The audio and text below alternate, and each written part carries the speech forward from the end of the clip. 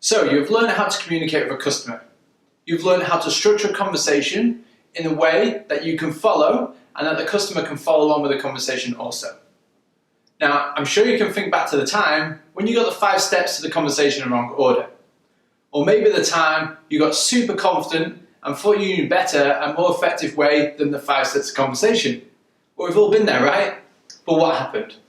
More than likely, you've got your words all fumbled up and probably lost control of the conversation. That is the same with an impact. Having a clear, concise structure to your impact will benefit yourself in giving you the confidence that you are well prepared and the impact is building up towards a climax.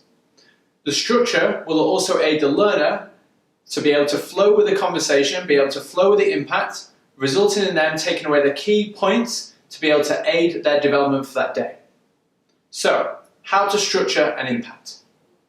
Now, you may find some complicated and elaborate ways to be able to write and deliver an impact. But as we learned when we're first speaking to customers, KISS principles. Keep it short and simple.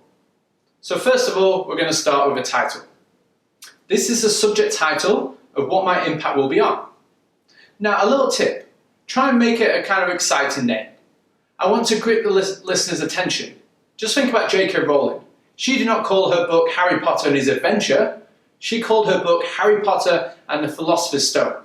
I don't even know what a Philosopher's Stone is, but that sounds pretty exciting and it's pretty gripping. The next section is the what. This is where I provide a brief description on what my impact will be covering. I may describe a situation from the previous day, or maybe I could tell a short story, or maybe an analogy, which will be able to relate my teachings to the audience. Keep this fun, keep this energetic. I always want to inspire people to either change or improve their game. Following on from there, we now have the why section. This section is going to be able to provide the why. The why is the anchor to the skill, the purpose behind using it. And there are 2 whys. So first of all, why this skill or technique will assist the customer, and why it will assist yourself as a person speaking to the customer. For example, if I'm talking about overturning objections, the why for the customer will be that I will be able to show confidence in me being able to answer what concerns the customer has. And the why for ourselves in using this skill is that we'll be ready to confidently answer whatever questions the customers may have for ourselves. Once you've explained the why, the next section is the when.